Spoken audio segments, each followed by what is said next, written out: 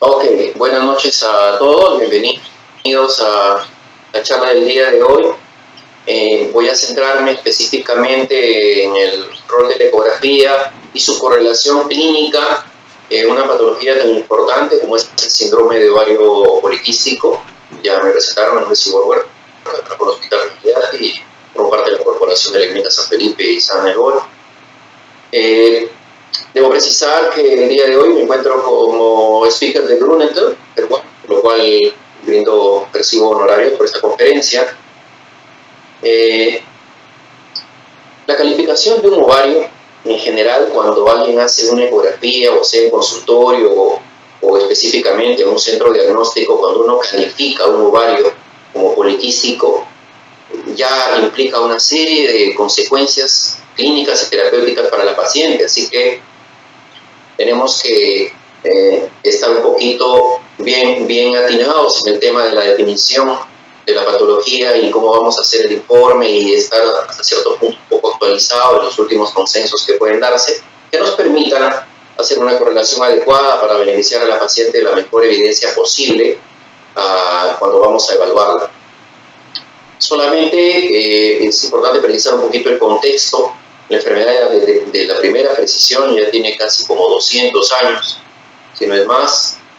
Cuando en 1721 ya se había descrito a una paciente con el fenotipo de un poquito obesa, infértil y con ovarios más grandes que lo normal.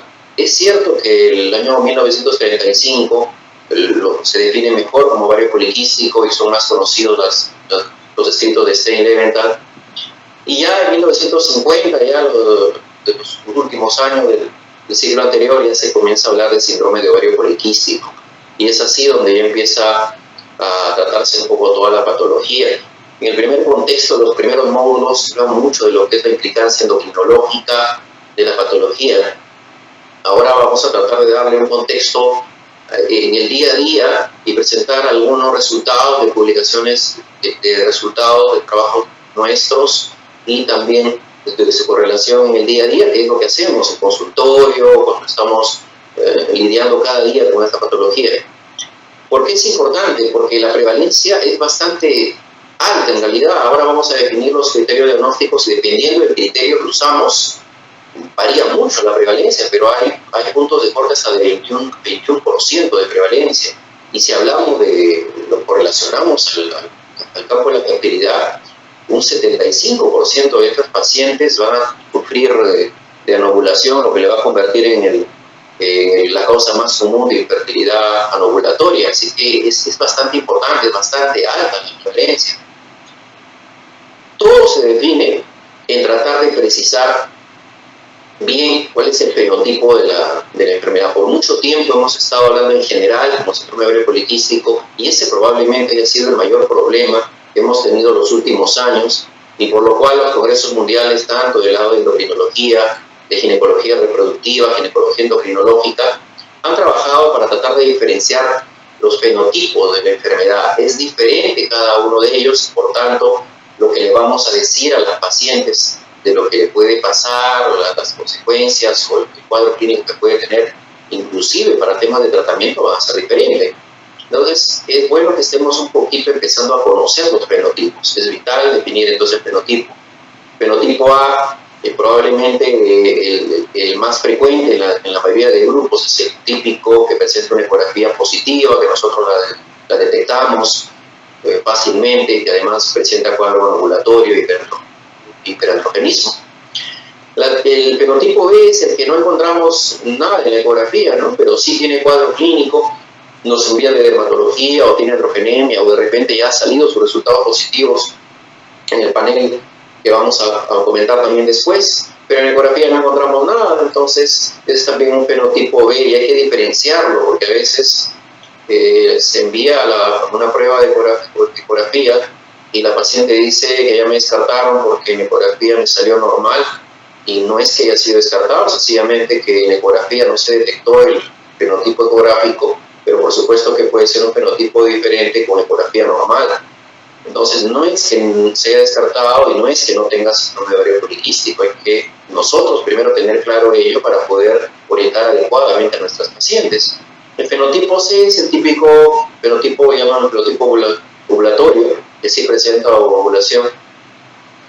Y el fenotipo D es que cuando le hacemos el panel de laboratorio de andrógenos también nos sale normal, pero sí tiene una ecografía positiva y tiene signos de anovulación en el cuadro clínico, en su historia clínica. Entonces, también yo puedo pedir mi panel de andrógenos y me puede salir normal. Entonces, también hay que conocer que ese es otro fenotipo de la enfermedad, porque a veces también la paciente misma dice, tuve una sospecha en ecografía, me pidieron mi panel, pero el doctor ha comentado que mis andrógenos están normales, por tanto no tengo síndrome de ovario poliquístico.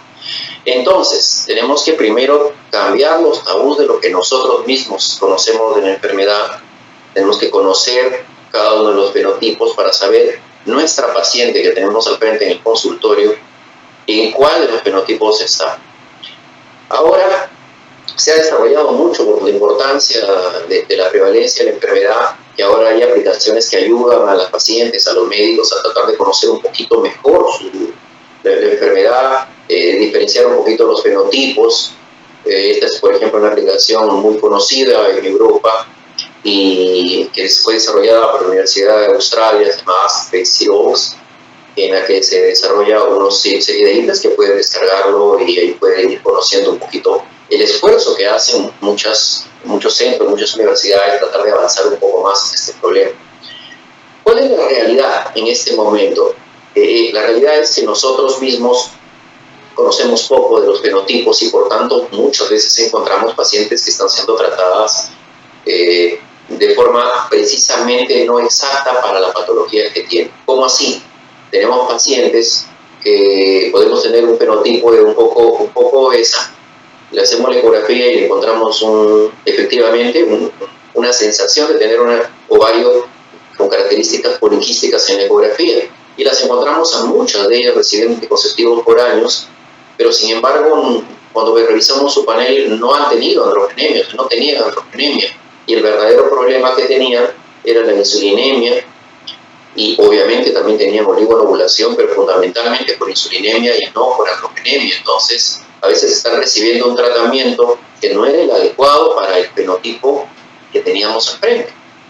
También tenemos el otro contexto, una paciente delgada que puede tener androgenemia, pero no tiene insulinemia y muchas de ellas están tomando metformina. A veces no queda claro en algún momento si se lo recetó el ginecólogo o el endocrinólogo, pero en el contexto de la historia clínica, a los centros que ya estamos desarrollando investigación sobre todo lo que es ovario poliquístico, encontramos a muchas de ellas en este contexto. Esta es la realidad, eso es lo que está sucediendo en este momento en todo lo que es el manejo del síndrome de ovario poliquístico. Y ahí es donde vienen las otras dificultades, es que la paciente propiamente no tiene un médico tratante, porque muchas veces no lo somos nosotros los ginecólogos porque nos centramos en un contexto específico que puede tener la paciente, sea la menorrea, la oligonovulación o de repente los problemas de fertilidad, pero perdemos un poquito el contexto de entender que es una enfermedad, y lo voy a mencionar durante toda la ponencia, una enfermedad específicamente de trastorno metabólico, de aspectos, por supuesto, reproductivos, pero es una enfermedad endocrinológica y así tenemos que entenderla. Y si no entendemos ello, no podremos facilitar adecuadamente la atención a nuestras pacientes. Es importante este tema de distinguir la androgenemia en nuestras pacientes porque hoy en día se ha dado mucha importancia a las publicaciones que hacen sobre el síndrome de ovario poliquístico y específicamente los desórdenes neuropsiquiátricos que después se dan debido a la exposición de andrógenos en la etapa prenatal y que muchas veces trae un contexto el resultado de una serie que están haciendo a 5 años de seguimiento de muchos de los resultados perinatales en la Universidad de Cambridge y se ve que el exceso de andrógenos que a veces no ha sido tratado adecuadamente trae repercusión en los niños y una serie de trastornos neuropsiquiátricos que están publicándose y es bueno conocerlo. A veces nos centramos, como les comento, solamente en el tema reproductivo, les ayudamos a que ovulen, se embarazan, pero si no hemos tratado adecuadamente su androgenemia, que es la verdadera enfermedad, eso también puede traer repercusión. Así que varias teorías también acá de la Universidad de Cambridge asociando a muchos espectros autistas asociados a mamás que han tenido androgenemia por mucho tiempo previo al embarazo. Entonces, antes de pasar allá propiamente la evaluación sonográfica, tenemos que hacer por lo pronto nosotros, cada uno de nosotros en nuestro centro, en la clínica de la que estamos, cuáles son los parámetros que vamos a seguir para el diagnóstico, porque hay varios parámetros. El Instituto Nacional, al principio de Estados Unidos, en 1990, estableció que lo que predomina son los andrógenos, la ovulación, no consideraba la ecografía. El tema de hoy, que vamos a hablar de la ecografía, nace desde el contexto de Rotterdam, en el año 2003, que ya considera la utilidad de la ecografía como un criterio de ovario poliquístico, y es por eso que hoy día me lo mencionaremos. Y solamente pide 2 de 3 criterios para hablar de síndrome de ovario poliquístico. Este es el consenso que predomina mundialmente y es el que probablemente todos seguimos. El año 2006 deben precisarlo, deben saberlo también, que la Sociedad de Exceso de Andrógenos y la Sociedad de Ovario Poliquístico no está de acuerdo con la definición de Rotterdam y establece que tiene que haber hiperandrogenismo, si no, no debe considerarse el síndrome de ovario poliquístico. Entonces, ese es el contexto que los centros diagnósticos, que nosotros mismos que tratamos pacientes tenemos que seguir y ver cuál es el contexto que guía el manejo clínico de nuestra unidad diagnóstica o de nuestra clínica. Las definiciones de Rotterdam han traído obviamente un incremento del número de pacientes diagnosticados, porque llegar a mencionar la ecografía, por supuesto que ya implica otra etapa y puede traernos más falsos positivos y todo lo demás. El año 2012 ha sido la última actualización del consenso de Rotterdam, en la cual el mismo grupo que trabajó, tanto el grupo europeo como el grupo americano, se han reunido y han ratificado las definiciones anteriores de considerar 2 de las 3 características: oligoanovulación, signos clínicos de androgenemia y morfología del ovario poliquístico, y eso motiva obviamente varios fenotipos de la enfermedad que ahora se voy a pasar a describir. Y se ratifica la utilidad de la ecografía dentro del criterio diagnóstico. Acá también hay algo que debemos aclarar, lo comento porque lo he escuchado en varias conferencias a varios ponentes mencionar de que en 2012 Rotterdam ratifica la ecografía como un criterio y sobre todo el número de folículos, que eran 12, los de 2013, y que Rotterdam lo ratificaría el año 2012, y eso no es así. El consenso de Rotterdam de 2012, que sería la actualización de Rotterdam del año 2012, que lo llaman también Rotterdam actualizado, establece que es cierto que se mantiene el criterio de ovario poliquístico en la ecografía, pero sí, por supuesto, precisa que ese número de 12 realizado el año 2003, hace casi 20 años, ya amerita una actualización porque eran otro tipo de equipos, otro tipo de resolución y un contexto sonográfico que no tiene nada que ver con la actual realidad sonográfica. Así que plantea, si bien es cierto, se mantiene el criterio de aumento del número de folículos, hay que revisar y precisar cuál va a ser el número a considerar. En este contexto vamos a construir todo el esquema de nuestra paciente y vamos a ver que en muchos casos nos va a faltar una pieza para poder definir a la paciente si tiene o no tiene el diagnóstico de síndrome de ovario poliquístico, y en ese contexto aparece la ecografía como probablemente uno de los más importantes, que no tendría que serlo, pero está siendo uno de los más importantes a la hora de definir el criterio de ovario poliquístico. Muchas pacientes, y los voy a mencionar, simplemente con la ecografía ya son catalogadas por tener síndrome de ovario poliquístico, y muchas salen de ecografía y ya como medicadas, recibiendo medicación anticonceptiva o un tratamiento específico, fundamentalmente con ello solamente por el criterio ecográfico.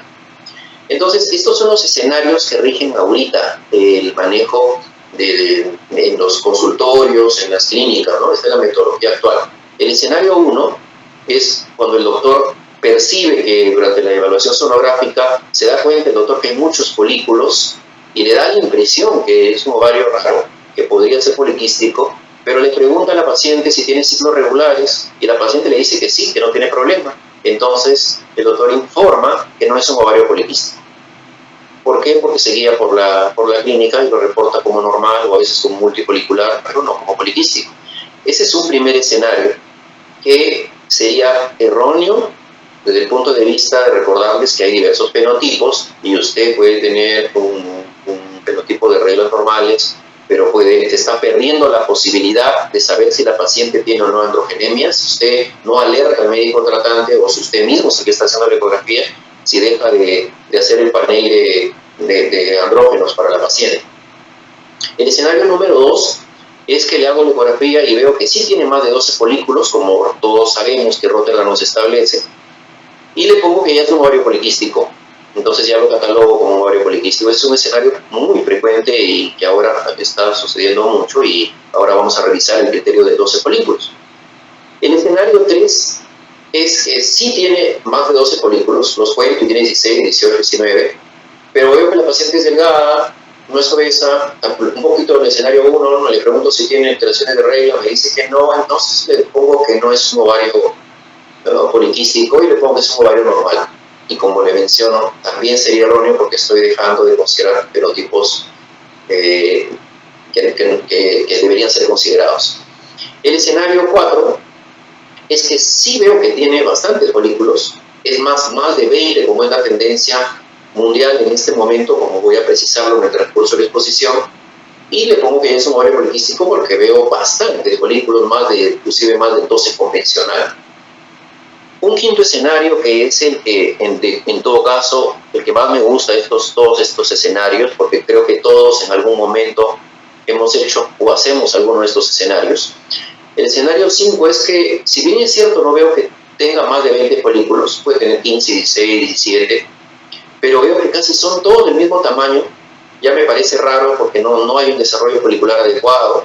Entonces todos esos folículos conocidos como centrales los veo igualitos, veo el estroma engrosado, y pienso, y le cuento, y le alerto a su médico tratante, en caso no sea yo el médico tratante, que la paciente puede tener un trastorno metabólico que está implicando que en la ecografía vea un ovario de características distintas a lo común. Y sugiero al médico tratante que pueda hacer un estudio del panel hormonal metabólico a descartar un síndrome de ovario poliquístico. Si esta fuera la última transparencia de la exposición, o la conclusión que debería llegar al final de mi exposición, me quedaría con esta. Este debe ser, de acuerdo a los congresos mundiales de las diversas sociedades endocrinológicas y sociedades de ultrasonografía y los grupos de fertilidad para manejo de diversa índole, esta debe ser el más cercano a la realidad. Todos debemos llegar un poquito a este contexto, darnos cuenta que la paciente puede estar sufriendo un trastorno metabólico que hace que durante la ecografía, independientemente de la cantidad de folículos que tenga, sean 17, 18, 22, puede estar teniendo una patología que tengo que averiguar, tengo que indagarla, porque es clave y probablemente sea una de sus últimas oportunidades de la paciente de que alguien le haga una evaluación adecuada y completa, especializada. En el contexto ya propiamente de la ecografía que nos trae el día de hoy, muchos grupos del contexto mundial establecen que algo que se hace mucho ahora en ovario, sobre todo en tumores de ovario, es importante la impresión subjetiva del examinador, que debemos tener lo que le llaman first glance, a primera vista, detectar si me parece que es un ovario sano, apenas lo miro, o si me parece que es un ovario enfermo, antes de contar los folículos y todo lo demás. ¿Por qué? Por el diferente desarrollo folicular, porque lo veo igualitos a todos, porque el estroma lo veo engrosado. Esa es una de las propuestas de diversos grupos de investigación, más allá de establecer un número de folículos. El problema va a ser para todos los que hacemos la medición ecográfica es qué variables mido, qué variables considero y qué defino un poquito en mi informe. El volumen del ovario lo sigo precisando. El estroma ovárico, describo si está obeso, que ocupa gran parte del ovario, lo menciono o no lo menciono, y el número de folículos. Obviamente, en los 5 últimos años, el que ha predominado es el número de folículos, es el que se lleva toda la atención en el estudio del ovario poliquístico. Sin embargo, van a ver en el transcurso de la exposición que no alcanza, y ese camino al final no ha sido el que ha traído todas las luces en el manejo de estos casos. Entonces el consenso predominante, por supuesto, que es el número de folículos. Apenas hacemos una ecografía y yo veo toda esta cantidad de folículos, ya estoy pensando que la paciente puede tener un ovario que es siempre llamado ovario poliquístico. Entonces, otro problema es que voy a poner a la hora de determinarlo el informe, ¿no? Es un ovario poliquístico, un ovario polifolicular, un ovario multifolicular, y ahí es donde los términos ya empiezan a confundirnos un poco. Y para eso, por supuesto, que no son nombres que hemos inventado, sino todos en algún momento han sido mencionados en diversos grupos de estudio y los diversos congresos de la especialidad. El término multifolicular, que muchas veces llama la atención de muchos médicos para saber si existe o no, es un nombre antiguo que data desde 1985. El primero en mencionarlo fue Adams, y que mencionaba que el ovario multifolicular es aquel que tiene más de 10 folículos que midan de 2 a 8 milímetros, que tengan distribución periférica alrededor de un estroma denso. Ahora, ¿qué puede motivar un ovario de ese tipo? Que sean multifoliculares, son varios: hiperprolactinemia, estimulación farmacológica, una anovulación hipotalámica. Las adolescentes presentan un típico ovario de ese tipo. También en fase folicular temprana puedo tener a veces muchos folículos. Y obviamente el síndrome de ovario poliquístico. Entonces, un ovario multifolicular, si bien es cierto, puede ser parte del síndrome de ovario poliquístico, también pueden ver que puede deberse a diversas causas. Una publicación muy interesante del año 2017, influenciada por el grupo australiano y el grupo europeo, que son los que más han publicado que está en Human Reproduction, es que ya las pacientes, sobre todo jóvenes, tenían temor a venir a la ecografía para el diagnóstico del síndrome de ovario poliquístico, un rechazo a esa ecografía, porque muchas de ellas ya consideraban que se les ponía el cliché de la enfermedad, es como que ir a la ecografía y salir siendo diabética, algo así, en el cual ya no querían asistir porque salían con todo un trastorno metabólico, y se analizaba cómo se podía cambiar ese rechazo a esa ecografía en la que se va a catalogar como el diagnóstico final de que si tiene o no tiene ovario poliquístico, y como les mencioné, muchas veces de la ecografía ya pasan los antipositivos, saltándose todos los procesos de evaluación metabólica. Nosotros manejamos específicamente ya en el grupo privado una serie de fichas de datos, porque trabajamos en materia de investigación ya varios años con lo que es el síndrome de ovario poliquístico, y hay que catalogar una serie de datos, como podremos ver: el estroma, la distribución, el número de folículos. Obviamente vamos a pedir el panel para andrógenos y todo lo demás, y lo voy a ir mencionando un poco cómo es importante eso, y que creo que debería ser la tendencia para conocer a nuestras pacientes. ¿Cómo se llega al contexto de 12 folículos? Para poder saber cómo ha ido la evolución en el tiempo es necesario saber eso. En el año 2003 ocurrió una publicación en el Human Reproduction, el grupo de Journal junto con Dewey trabajan mucho sobre eso, y establecen un estudio de muchos pacientes que tienen problemas reproductivos, tienen anemia, diversos problemas metabólicos, y comienzan a estudiar los folículos, y se dan cuenta que contar el grupo de folículos específicamente de 2 a 9 milímetros es el que tiene un poquito mayor sensibilidad y especificidad para detectar un poquito este problema endocrinológico. Y es así que el Consenso de Rotterdam usa esta publicación para ya poder hacer la reunión que tiene después un contexto y un alcance mundial, de mencionar los 12 folículos.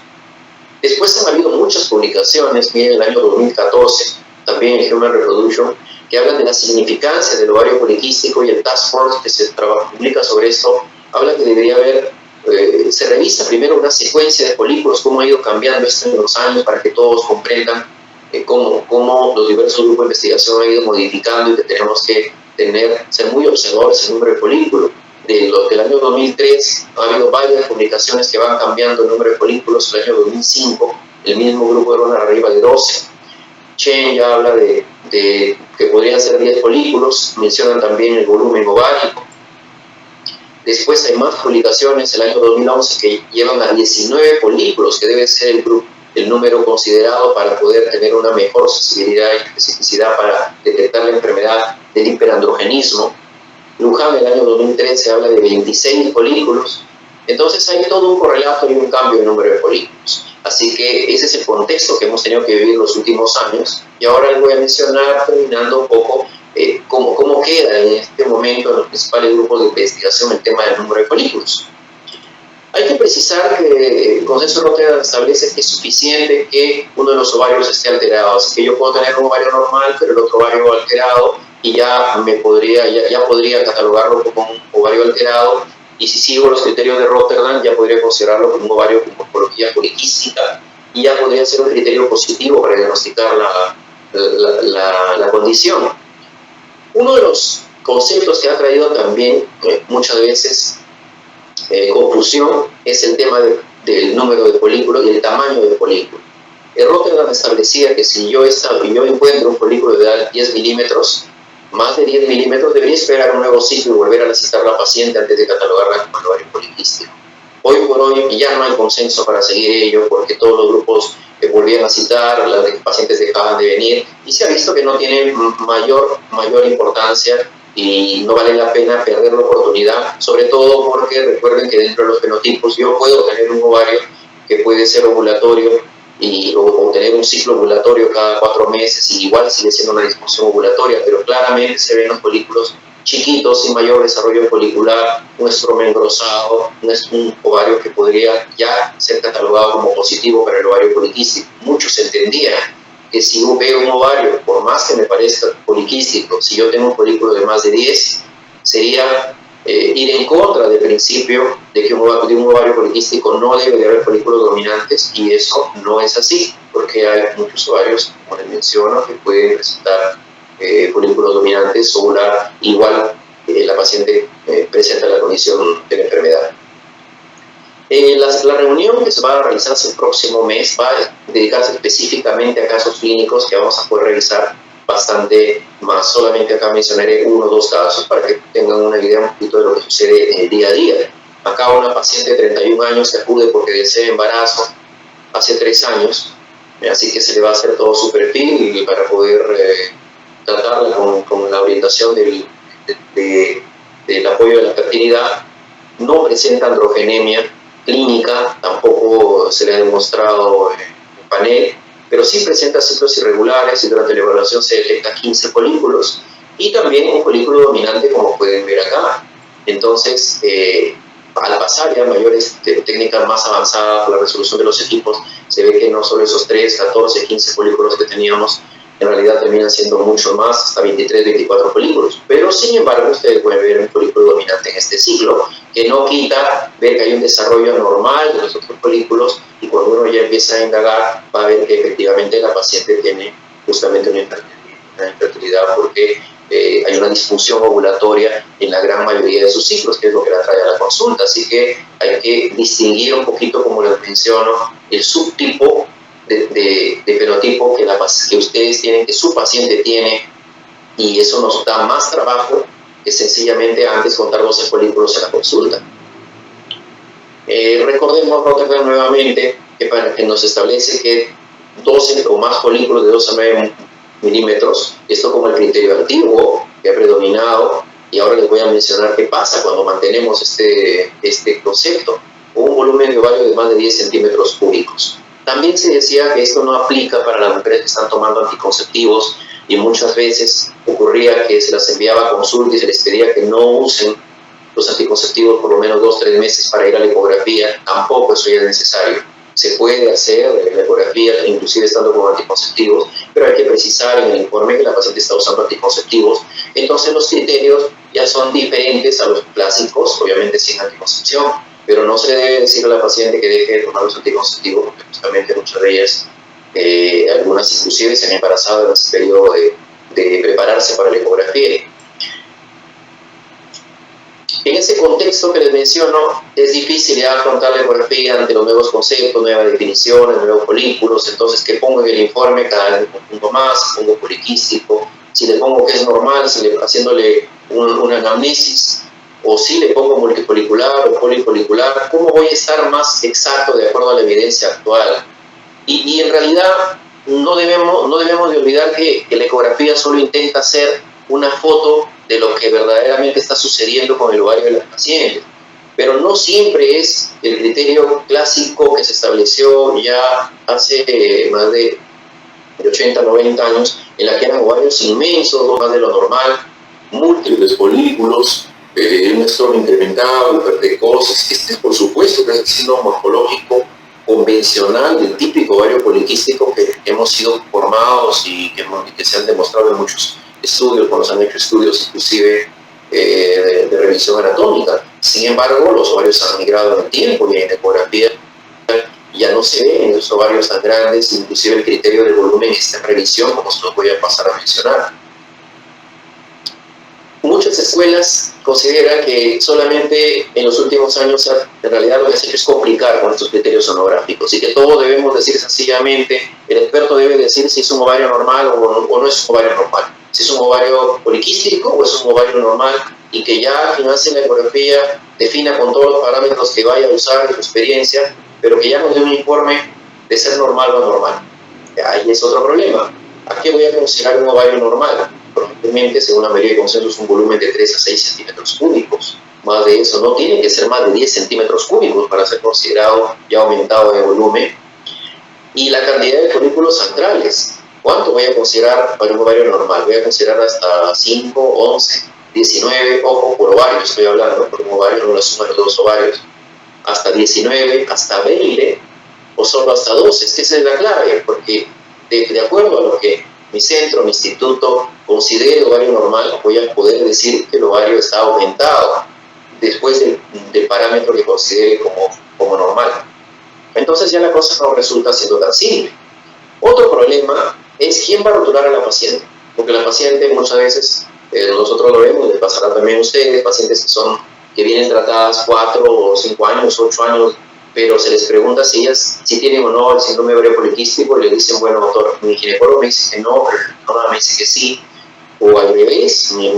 Entonces la paciente no tiene claro si tiene o no tiene el síndrome, y luego más confusión todavía es cuando le damos tratamiento y luego le enviamos ecografía para ver si ya está mejor, y entonces la paciente cree que ya se curó porque en la ecografía el doctor que hace la eco le dice que ya no tiene el ovario poliquístico, y entonces ¿quién va a rotular a la paciente como que tiene o no síndrome de ovario poliquístico? A la larga, al hogarla, ya es definir una enfermedad endocrinológica, y que muchas veces los tratamientos lo van a compensar parcialmente, pero muchas de ellas es una enfermedad para toda la vida, como la diabetes. Entonces hay que precisar que el grupo que vaya a manejar a la paciente en concordancia y en apoyo multidisciplinario, por supuesto que tienen que definir claramente si se tiene o no tiene la paciente un síndrome de ovario poliquístico, porque recuerden también que hay muchas enfermedades endocrinológicas que hacen que el ovario se vea como poliquístico o también tenga problemas polígono-ovulatorios, inclusive de andrógenos elevados, pero no son por síndrome de ovario poliquístico, y por eso es importante pedir en el panel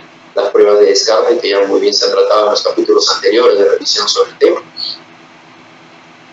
Las pacientes dicen, doctor, bueno, ya, no sé si tendré o no tendré, pero ¿por qué es importante? Ya me dijeron que tenía ovario poliquístico, pero yo tomé anticonceptivos un año y ya la ecografía se ha negativizado, entonces ya me curé, entonces ¿cuál es el problema de la enfermedad y tanto problema?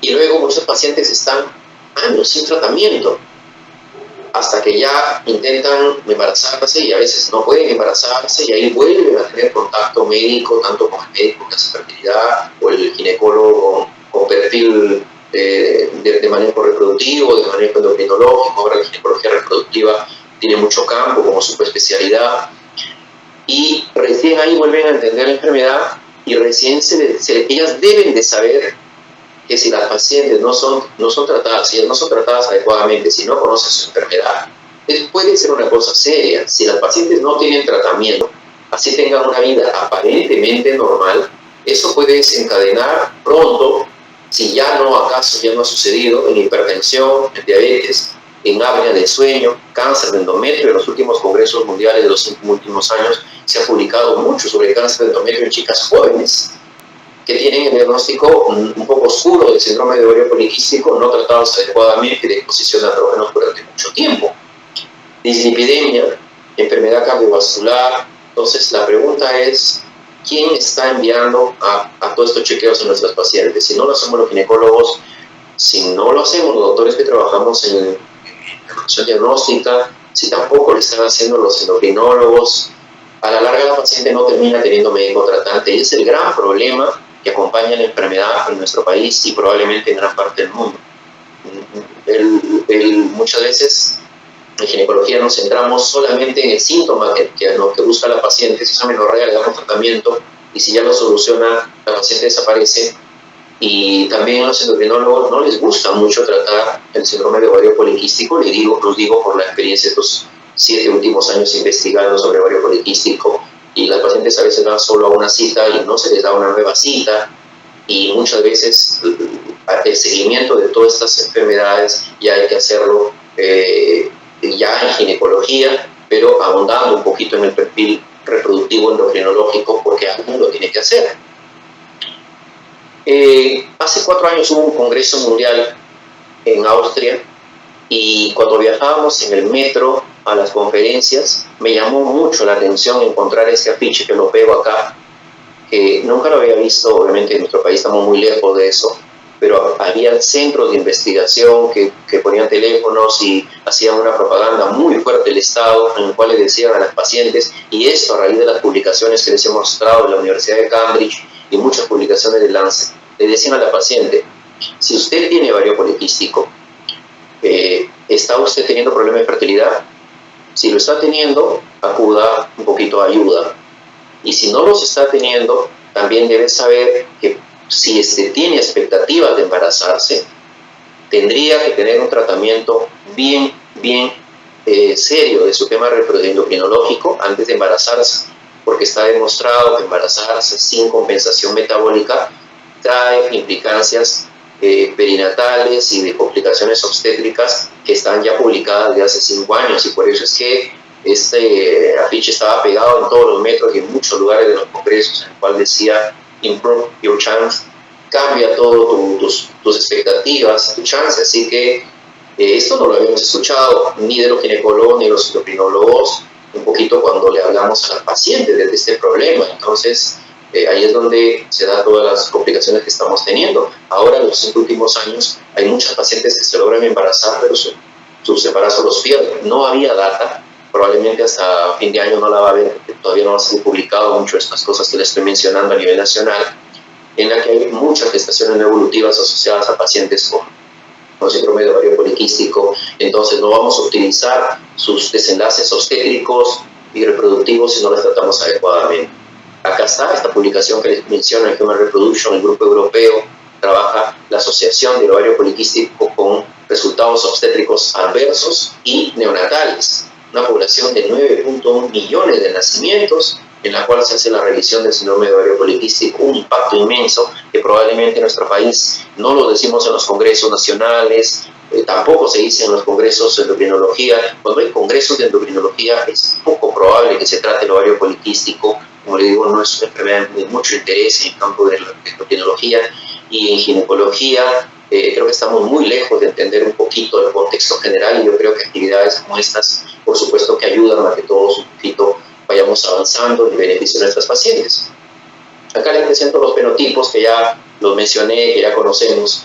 Las pacientes pueden tener androgenemia, pueden tener una ecografía con morfología poliquística, o pueden presentar oligonovulación. Hay que simplemente descubrir, ser muy curiosos, investigar, citarlas varias veces para conocer, y la paciente lo va a agradecer porque nadie más lo va a hacer, para conocer ese contexto. Y así tenemos los 4 grandes fenotipos muy conocidos de acuerdo al criterio que usted va a mencionar, que va a usar. Recuerden que Rotterdam menciona que basta con 2 de los 3, no así el Instituto Nacional de Salud, tampoco la Sociedad de Exceso de Andrógenos. Si no tienen androgenemia, le va a decir que no debe considerar usted un síndrome de ovario poliquístico. Respecto a la prevalencia, presento solo una transparencia sobre eso. De los diversos fenotipos hay pocas publicaciones. Probablemente una publicación de Morán del año 2010 de México sea un poquito la más cercana a nuestra realidad, en la cual establece los porcentajes por fenotipo, y él menciona que en México el fenotipo predominante, con un 70%, es el fenotipo que tiene las 3 variantes: androgenemia, oligonovulación y síndrome de ovario poliquístico. Cada uno de los fenotipos está ya acá detallado, los he mencionado al principio de la exposición. El fenotipo 1 con las 3 variantes. El fenotipo 2 es el que presenta evidencia clínica de hiperandrogenismo, también oligonovulación, una ecografía negativa. La paciente, ustedes la ven, es una ecografía normal, que no podría ser detectado en la ecografía. El tipo 3 es el ovulatorio, y acá sí se ve en la ecografía un ovario que notoriamente vemos que lo catalogamos como poliquístico según los conceptos que hemos tenido siempre. Y el fenotipo 4 es el que es considerado no hiperandrogénico, no tiene androgenemia, pero sí tiene oligonovulación y una ecografía positiva. Recuerden que este fenotipo no es aceptado por bastantes grupos de estudio, sobre todo la Sociedad de Exceso de Andrógenos, porque consideran que es un contradiagnóstico, un contraconcepto decir un fenotipo de síndrome de ovario poliquístico a alguien que no tiene androgenemia.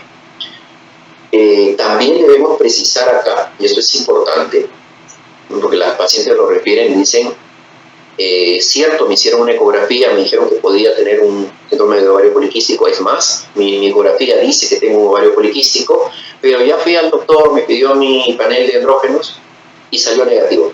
Entonces ya se descartó que tengo ovario poliquístico. Y eso es una realidad que ocurre hoy en día. Y como les menciono, descartar el síndrome de ovario poliquístico tampoco, siguiendo esta estructura de diagnóstico, sería correcto, porque puede salir su panel normal, pero la paciente tener oligonovulación notoria, también tener un ovario poliquístico, y este ser un fenotipo, el fenotipo D o el fenotipo 4, de los criterios considerados por Rotterdam. Así que ese concepto que a veces transmitimos a nuestras pacientes no siempre es el más exacto y no debe ser el correcto. Acá menciono un set de pruebas. Esto es de una de las pacientes que llega a nuestro centro privado de manejo de diagnóstico de síndrome de ovario poliquístico. Nos refiere a muchas pacientes que son para poder hacer un diagnóstico sonográfico, específicamente por la posibilidad de manejar la volumetría 3D y varias cosas más que ahora estamos haciendo y que voy a mencionar en alguno de los siguientes transparencias. Y acá muchos pacientes traen este panel, fíjense, estradiol, FSH, LH, testosterona libre y de hidroepiandrosterona. Este es un panel que podríamos considerar incompleto. Si de verdad necesitamos evaluar todas las alteraciones que pueden tener nuestras pacientes, si bien es cierto, no es estrictamente el campo de tema que debo mencionar ahora, la FSH-LH no es el camino para poder acercarnos a las pruebas. Mayormente debemos manejar, y lo he mencionado en los criterios anteriores, también el año anterior, cuando hemos manejado estas posiciones, que el índice de andrógenos libres, hay que precisar la testosterona fundamentalmente total, porque la libre tiene sus implicancias diferentes, hay que calcular todo lo que es la proteína fijadora de andrógenos, que tampoco figura acá. Entonces sería un panel incompleto. Además, ustedes se dan cuenta que tampoco está acá la insulina, y si de repente lo puede haber pedido el endocrino y de repente ya no lo pide ginecología, pero la realidad nos dice que eso no sucede así. Entonces, a veces uno solo es el que pide, y entonces muchas pacientes, esta paciente fue catalogada como que no tenía nada, fue negativo, se le pide la insulina y estaba alterada.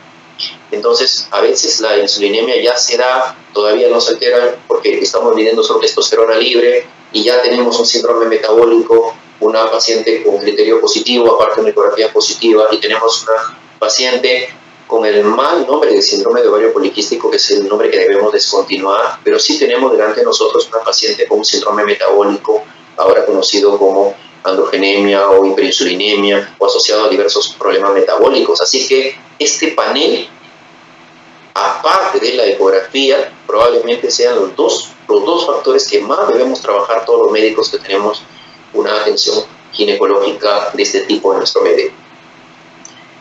¿Qué hacemos si tengo una paciente con un ovario claramente poliquístico, o que yo tendría ganas de ponerle poliquístico en mi informe, pero le pregunto y no tiene ningún síntoma? Se le pide su C de andrógenos tampoco, todo normal, oligonovulación tampoco, entonces me da ganas de catalogarla como normal. Muchos centros de investigación mundiales dicen que más que una variante de normalidad, es un subfenotipo de síndrome de ovario poliquístico, no descrito en los 4 fenotipos convencionales que establece Rotterdam. Hay publicaciones que datan del 2012 de esto y que muchos consideran una variedad silente del síndrome de ovario poliquístico. Es más, los estudios establecen que ya habría alteración de las células de la granulosa, pero aún sería muy leve como para producir oligonovulación. Sin embargo, si estas pacientes van a embarazarse a tratamiento de fertilidad, en realidad ya el grupo de fertilidad la trata como una paciente con síndrome de ovario poliquístico, porque por supuesto que va a tener un manejo diferente y una evolución diferente a la hora de tratarlas con las técnicas de fertilidad. Así que en la práctica es tratada como si tuviera síndrome de ovario poliquístico. Así que no es tan correcto decir que es una variante normal. Y si bien es cierto, hay pacientes en las series mundiales que sin tener ningún síntoma pueden tener un ovario con característica poliquística, en algunas publicaciones hasta de 10%, vayamos con cuidado a la hora de considerarlas como normales. A la hora de hacer la ecografía, ¿qué folículos vamos a contar? En realidad, ahora con los equipos uno puede contar bastantes folículos dependiendo del grado de resolución que ustedes tengan. Sin embargo, Los consensos establecen que los muy chiquititos no debemos contarlos porque son muy difíciles de diferenciar los artefactos, así que no debemos contar en realidad los folículos propiamente conocidos como antrales, que miden entre 2 a 10 milímetros, ya que esos también van a tener implicancia, inclusive para temas de fertilidad, porque son considerados como los reclutables. Y los demás de 10 milímetros, por supuesto, son llamados como dominantes. Esos son los que debemos contar a la hora de hacer el conteo, porque así disminuye nuestro margen de error. En algún momento se habló de diferenciar los grupos de 2 a 5 milímetros y de 6 a 9 milímetros. Ahora ya no tiene ventajas diferenciarlos, así que ya simplemente contamos todo. Respecto a las técnicas de conteo, a veces decimos cómo vamos a medir el folículo. Hay muchas publicaciones sobre eso, pero nosotros seguimos la metodología que establece de considerar cualquiera sea la forma del folículo, establecer 2 diámetros y sacar un promedio para poder considerar el tamaño del folículo. Las técnicas ecográficas hay varias, particularmente nosotros usamos mucho, creo que el Cine-Look es una característica muy importante que nos permite las mismas características del 2D convencional. No todos los equipos lo tienen, pero la gran mayoría sí. Y sobre todo es una ventaja porque reduce el tiempo de escaneo y también permite el análisis posterior. Así yo puedo compartir. A nosotros nos envían muchas imágenes así enviadas, donde nos digitan y nos envían y podemos hacer y compartir la evaluación por los médicos tratantes. Acá podemos ver ya otras técnicas más avanzadas de volumetría y todas las podemos revisar a través de los archivos que nos pueden enviar para poder revisarla.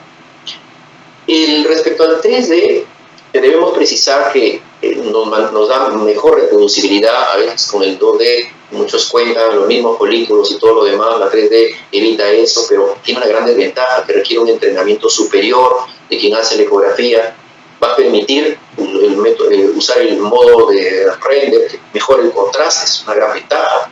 Y el modo de inversión que lo estoy mencionando acá, que es el del 3D convencional, y este es a la derecha, este es el modo inverter, permite una visión más completa de todos los folículos, pero como les digo, las grandes ventajas es que tenemos que hacer un manejo de ojo posterior y necesita más entrenamiento. Fundamentalmente lo usamos en técnicas de investigación, nosotros estamos haciendo 2D, 3D, esto lo correlacionamos para efectos de todo lo que estamos trabajando, de los resultados de andrógenos con el 2D y resultados andrógenos con 3D, que nos permite contar, por supuesto, que mucho más folículos que habíamos contado en la ecografía 2D convencional. Así que inclusive ahora hay una técnica de diferenciación de colores, es el Sono ABC, es un método semiautomático en el que ya se hace conteo de folículos más avanzado. Este ya es una paciente nuestra con las técnicas de las bondades de los métodos que ahora usamos, diferenciando cada uno de los folículos, y ya no nos permite hacer técnicas de conteo diferentes y ya no estamos contando los mismos folículos. Y muchas veces pacientes que estaban en duda, que tenían 14, 15 folículos, vemos que tienen en realidad hasta más de 35, más de 40 veces. La metodología para eso en realidad no es difícil si vamos entrenándonos. Acá tenemos aparentemente, por ejemplo, contamos 15, 16 folículos. Acá ya estamos trabajando la metodología 3D, eliminamos todo lo que son los artefactos, vamos diferenciando cada uno de ellos. Luego ya le ponemos color a través de la técnica del Sono ABC, de las bondades que pueda tener manejando el software, el programa que manejamos, como les menciono, porque trabajamos en investigación y todo lo que es hormono diagnóstico para poder diferenciar los folículos en nuestros centros de evaluación. Es un método semiautomático, pero que nos da bastantes ventajas, como lo estoy mencionando acá. Recordarles que el año 2012 se hace la actualización del Rotterdam, ya lo mencioné, pero lo vuelvo a mencionar, es considerado el Rotterdam 2 para los que quieren indagar un poco más. Se hace obviamente otra vez la revisión basada ya en evidencia y se ratifica los criterios de considerar la ecografía como un pilar fundamental en el diagnóstico de la enfermedad. ¿Qué ha pasado después de esta publicación del año 2012? El año 2019, toda una etapa por Rotterdam, una publicación menciona, bueno, ya hay consenso, estamos mejor, y la respuesta es que no. La respuesta de los numerosos centros de reproducción y de diagnóstico endocrinológico es que es necesario replantear el tema del conteo de folículos ahora que manejamos una era de mejor resolución de los equipos ecográficos. Importante, porque muchos centros todavía trabajan con el número de 12 folículos y eso hace que el número de ovario poliquístico les va a salir demasiado alto, porque ahora con los equipos que la mayoría tiene, que son bastante mejores hace 20, 30, 40 años, por supuesto que van a contar fácilmente más de 12 folículos. Entonces, el diagnóstico les va a salir muy alto de prevalencia del síndrome de ovario poliquístico. Acá presento una casuística local que todavía está en vías de publicación de 600 ecografías. Si usamos el criterio de 12 folículos, podríamos precisar en un grupo de pacientes que viene a una ecografía convencional de chequeo anual, un 27% de prevalencia de la enfermedad del síndrome de ovario poliquístico, como ven, bastante alta. Y si consideramos el volumen de ovario más de 10 centímetros cúbicos, hasta un 60% podría ser catalogada. Por eso es que ahora hay la tendencia de reducir el volumen de ovario mucho. En nuestras publicaciones van a ver que ya no se cumple el criterio de volumen de más de 10. La gran mayoría tiene solamente un volumen de 7 centímetros cúbicos. Entonces hay que reducir el volumen del ovario para poder acercarnos más al diagnóstico. Definitivamente eso va a mejorar la sensibilidad diagnóstica. Y el número de folículos que nosotros hemos visto que más se asocia a disfunciones, específicamente androgenemia, es en promedio 15 folículos. No tampoco los 12 de Rotterdam, ni tampoco los 20 de los últimos congresos mundiales. Respecto al volumen de ovario, debo precisar que no debe ser considerado solo. Muchas veces Rotterdam establecía que o 12 folículos o un volumen de más de 10. Definitivamente ese ya no es el camino para poder decirle a una paciente que tiene síndrome de ovario poliquístico. Pacientes que tienen volumen normal podrían ser considerados poliquísticos y también grandes no necesariamente ser poliquísticos, así que ese no es el camino. Acá un caso clínico solamente para una visión de first glance, lo que llama, 27 años, muy joven, pero tiene amenorrea. Y fíjense este ovario, claramente yo podría decir que me parece que es poliquístico. Ella no busca embarazo, tampoco tiene androgenemia, pero le molesta la amenorrea. Entonces a la hora de evaluar con la metodología 3D se ve que tiene casi como 40 folículos, obviamente que tiene claramente producción de mayor cantidad de folículos y hay que indagar el síndrome metabólico en la zona ABC, por supuesto que mucho más, este es el ovario derecho, el izquierdo presentó casi 60 folículos y entonces obviamente le hacemos un panel completo y descubrimos exactamente el fenotipo que tiene para poder tratarlo adecuadamente. Muchas publicaciones del número de folículos, del 12 pasaron a 26 folículos, durante casi 2 años los congresos consideraron 26 folículos. El año 2000 se trabaja ya mucho en el tema de la cantidad de folículos y tratar de relacionarlo a la hormona antimülleriana. Se pone un punto de corte de más de 5 nanogramos como para definir de una forma más exacta que se asocia a un síndrome metabólico y a un síndrome de ovario poliquístico para evitar un poquito esta subjetividad del número de folículos. Y acá este grupo plantea una cantidad de 19 folículos.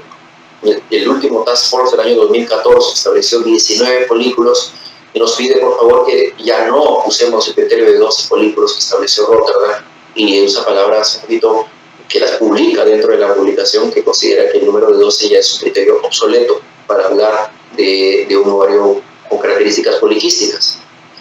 Y entonces, bueno, quien esté haciendo ecografía ya se le suma el problema de la confusión, uso 12, uso 19, del Task Force, uso 26, del grupo europeo-americano, que considero. Entonces es claro que la prevalencia de la enfermedad, si ustedes trabajan dentro de su hospital, dentro de su clínica, definitivamente va a ser diferente de acuerdo al criterio que usted considera. Fíjense, si usted considera 12 folículos, probablemente sea 16% la prevalencia, pero si usted usa el criterio del Task Force de 19 folículos, la prevalencia baja a 6%, que probablemente sea un poquito la más real de muchos centros. El año 2016, muchos de los principales expertos del mundo de la evaluación de ovario, como es el grupo de IOTA, que trabaja también ovario, Nick Ryan, que trabaja todo lo que es fertilidad y es uno de los principales ponentes a nivel mundial sobre estas patologías, establece en el Ultrasound, una revista muy prestigiosa del año 2016, que ya no debemos usar el término de ovario poliquístico. Debemos de dejar de decir que el ovario me parece poliquístico, porque por lo que todos ya sabemos que los pacientes se confunden y salen con el diagnóstico de la consulta que tienen quistes. Debemos usar el término multifolicular. Si a ustedes les parece que el ovario tiene demasiados folículos, que ya no son tan normales, debemos precisar eso, que el ovario nos parece que es multifolicular, que tiene muchos folículos. Descontinuar el término poliquístico y ahora va un poquito más a la hora de catalogar el término. Si me parece notoriamente que los folículos están aumentados en ecografía, debo precisar eso. Si es para mí mismo, si es para algún médico tratante, yo debo decirle que me parece que este ovario tiene numerosos folículos, demasiado. Pero no podemos ceñirnos solamente en un número. Si bien es cierto, voy a tener doble función en este momento de darles una actualización al 2022 de cuál es el número de folículos que precisan los congresos, los principales días mundiales. También debo darles un poquito la apreciación de numerosos grupos de investigación mundial de lo que piensan sobre ello. No es posible tipificar un ovario como normal o anormal solamente por el número de folículos. ¿Cómo así? Vamos a suponer que quedamos que el número son 20 folículos para mencionar poliquístico. ¿Eso qué quiere decir? Que si yo cuento 19, ¿qué pongo en mi informe? Que es un ovario normal. Pero si por ahí me salté uno o de repente le sumo uno y le pongo 20, ya le pongo poliquístico. Entonces, como pueden ver, un folículo no puede pasar de ser a una paciente de tener un ovario normal a un ovario poliquístico. El tema no va, el camino de los 5 últimos años por tratar de establecer qué número es el punto de corte mágico para decir enfermedad o no enfermedad, no ha sido el correcto. No ha sido el correcto de todos los grupos que se ha venido trabajando en esto. Entonces, este mismo grupo de Nick Fanning dice, bueno, ¿cuál va a ser el punto de corte? ¿Qué hacemos? ¿Con qué número nos quedamos? Y la principal consecuencia es que no debemos centrarnos en el número solamente y decir, alertar al médico tratante que sospechamos que la paciente que tenemos delante de nosotros, que estamos escaneando, es portadora del verdadero nombre de la enfermedad, de un síndrome probablemente de anovulación hiperandrogénica. ¿Cuál tiene más? Probablemente los dos o probablemente una de ellas, sumado a la ecografía, lo tendremos que saber a medida que vamos haciendo sus pruebas, pero esta es la verdadera enfermedad. Así como catalogamos a una paciente como que tiene diabetes o no, este es el verdadero nombre que debe tener la enfermedad, un síndrome de anovulación hiperandrogénica que solemos mencionar a la paciente que tiene síndrome de ovario poliquístico, porque los nombres no suman, nos confunden a la paciente y confunden también mucho a los médicos. Así que debemos tratar de decir si este ovario nos parece que es normal o nos parece que no es normal y que tiene muchos folículos. En un último congreso de Chile, los principales expertos de reproducción han dejado de usar el número mágico para poder considerarlo poliquístico o no, y sencillamente lo mencionan como multifolicular o normal. El Nick Fanning es uno de los principales que ha trabajado más en todo lo que es ovario poliquístico y ginecología sonográfica reproductiva. Coincidimos con él en el Congreso Mundial de Austria, y acá está a los que les interesa crecer un poquito sobre este tema, las diversas publicaciones que se han hecho sobre este tema. Solamente para poner un ejemplo, cada país tiene que hacer consensos con sus sociedades científicas. Japón, por ejemplo, ha mencionado que va a considerar sus 3 parámetros, no va a considerar 2 de 3 como propone Rotterdam, y establece un nuevo criterio, que para ellos tiene que tener los 3 criterios, si no, no va a mencionar el síndrome de ovario poliquístico. Respecto a los adolescentes, solo quiero mencionar 2 puntos, sería un tema demasiado amplio y no es precisamente el tema de hoy, pero debo precisar que el criterio de Rotterdam, específicamente las descripciones de Rotterdam, no aplican para adolescentes. Estos criterios que se han usado en Rotterdam son para personas adultas. Si nosotros lo aplicamos para las adolescentes, no vamos a poder aplicarlo porque ellas manejan un fenotipo sonográfico totalmente diferente. Así que, si bien es cierto, Rotterdam decía que si vamos a considerar para las adolescentes, debemos considerar los 2 criterios, que tengan más de 12 y un volumen de más de 10. Esto ha sido una definición de varios años. Las sociedades principales pediátricas y de la adolescencia y de andrógenos, la sociedad de andrógenos considera que este criterio no debe ser aplicable para ellos. Si vamos a considerar un volumen, en todo caso tendría que ser más de 12. Y al contrario, la tendencia es que la ecografía no debe de ser usada en este grupo porque eso altera totalmente la prevalencia de la enfermedad y no debemos seguirlo. Acá, una paciente de 17 años que viene a la consulta presenta oligomenorrea, androgenismo demostrado, pero sin embargo un volumen de ovario chico, contra lo que ustedes esperarían encontrar un volumen grande, y tampoco se encuentran 20-30 folículos, sino solamente 12 folículos. Y es lo que les menciono, no todos los fenotipos van a caer exacto. El estroma.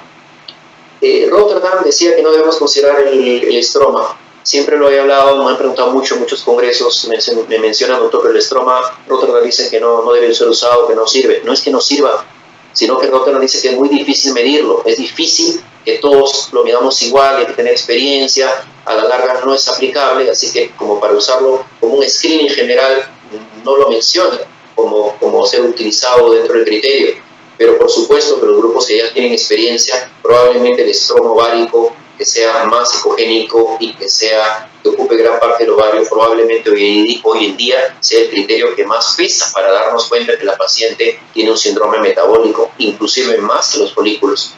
Acá coloco la sensibilidad y especificidad de cada uno de los métodos, ya terminando un poquito de lo que he hablado hoy día.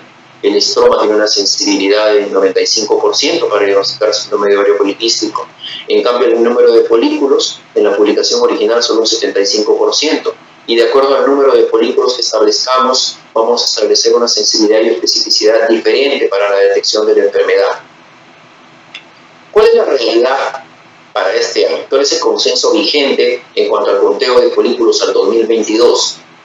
Este es el criterio que predomina, el publicado el año 2018 por el grupo australiano, hasta ahora es vigente, es el último consenso. Para eso se une todo el grupo que trabajó para el consenso de Rotterdam, el grupo americano, el grupo europeo, es la Asociación Reproductiva Americana, todos coinciden en esto y establecen que vamos a establecer pautas para el endometrio y para el conteo de folículos.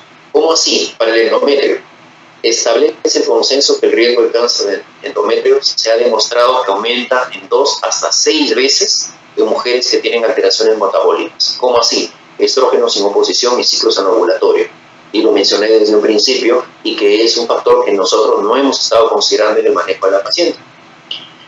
Respecto a las adolescentes, el consenso establece que no se recomienda la sonografía en pacientes si ha pasado menos de 8 años de su primera regla, y si vamos a ver que el ovario tiene bastantes folículos, no debemos hacer como hacíamos antes, decir paciente con morfología de ovario poliquístico, sino que debemos poner que son ovarios normales para la edad de la paciente, porque todas las pacientes presentan el patrón multifolicular. Recomendaciones, he separado 5 del consenso. La ecografía no debe ser usada en el diagnóstico de síndrome de ovario poliquístico en pacientes que tienen una edad ginecológica menos de 8 años de su menarquia. Los límites de folículos deben ser revisados regularmente. No puede establecerse un punto de corte 20, 30 años como nos ha pasado con el concepto de Rotterdam. La ecografía transvaginal debe definitivamente ser la que rige el diagnóstico, y idealmente usar un traductor al menos de una frecuencia de 8 MHz. Y establece que de acuerdo a la evidencia actual de todos los consensos, el punto de corte que mejor sensibilidad y especificidad tiene para acercarnos a la enfermedad es un punto de corte de 20 folículos. O sea, mayor o igual de 20 folículos es el que mejor se correlaciona a acercarnos a detectar, si intentamos hacer una suerte de screening, en detectar a una paciente que tiene una enfermedad metabólico-endocrinológica. En el informe debemos precisar siempre la fecha última regla, la frecuencia del traductor que estamos usando, la ruta de acceso que hemos seguido, el número de folículos en cada ovario, en las 3 dimensiones del ovario para medir el volumen. Hay que medir el grosor endometrial y la medida del folículo dominante. Este probablemente sea una de las transparencias más importantes a la hora de cómo voy a poner en mi informe, sobre todo la interpretación clínica que le voy a dar a quien me ha hecho el conteo de folículos. Esto, de acuerdo al consenso del 2018, hay varias publicaciones, pero esta es la que estoy usando, la de la guía del 2018, que es la vigente, ratificada en los congresos del año pasado. Así que si vemos que hacemos un conteo folicular y la paciente tiene menos de 3 folículos en un ovario, debo precisar que es un ovario con pocos folículos, debo decir que su morfología es oligofolicular. Y acá es el punto de corte. ¿Hasta cuánto? Si cuento hasta 19 folículos, el consenso propone que yo debo decir que puede ser un ovario que puede tener hasta 19 y puede ser catalogado como normal, si voy a hacer la generalidad, y puede ser normofolicular. Y para la interpretación clínica debo considerarlo como un conteo folicular normal. El contexto de este ovario oligofolicular que mencioné es importante porque los estudios demuestran que la menopausia puede ocurrir dentro de los próximos 7 años. Entonces, si encontramos esa cantidad de folículos y la paciente todavía tiene expectativa reproductiva, debemos mencionarles que eso es lo que dicen los consensos mundiales. Y si la paciente tiene mayor o igual a 20 folículos, esta paciente puede ser catalogada ya como un ovario multifolicular porque tiene más de lo normal, y es una paciente que tiene alto riesgo de sufrir o padecer, ya estar padeciendo enfermedad de anovulación androgénica. Entonces, si usamos este nuevo criterio vigente al 2022 y vamos a catalogar, ¿por qué menciono este ejemplo? Porque la verdad es que el número 20 también tiene sus problemas. Este es un ovario grande, un volumen aumentado, estroma engrosado, acá tiene bastantes folículos que en el informe fue catalogado como 18. Si yo uso este consenso vigente, podría catalogar como normal, de acuerdo al número de folículos. Sin embargo, claramente es un ovario anormal, porque está muy grande y tiene un estroma aumentado. Entonces, si sigo este consenso del año 2020, podría considerarlo como sano. Y eso es lo que también hemos reparado, también lo reparan del año 2020, publican el impacto que puede tener seguir estas recomendaciones mundiales, porque podemos estar dejando de considerar a muchos pacientes que sí tienen enfermedad, si consideramos el número de 20 folículos, que puede resultar un poquito que demasiado para muchas realidades. Y por eso es que la verdadera recomendación es que el número debe ser evaluado en diferentes etnicidades para poder tener un correlato adecuado. Conclusiones: es difícil estandarizar una técnica de conteo de folículos, es difícil. Si existiera la tecnología adecuada, un traductor de frecuencia más de 8, una reconstrucción de imágenes, se sugiere, según es el consenso, si debemos saberlo, un conteo de 20 folículos, según el consenso del año 2018.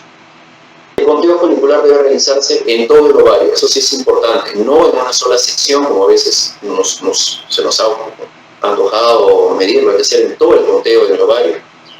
Y hoy por hoy debemos saber, para técnicas de actualización, que 20 o más folículos es el valor que al momento está teniendo probablemente, a pesar de sus dificultades, mayor sensibilidad y aceptable especificidad para el diagnóstico de ovario con morfología poliquística.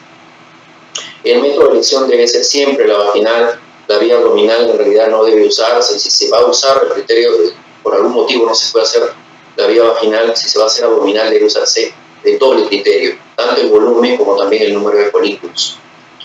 Y este es probablemente la última conclusión y la que la pongo en calidad de transparencia, porque lo que rige actualmente el año 2021 y el año 2022 en los congresos es alejarnos de establecer un solo punto de corte.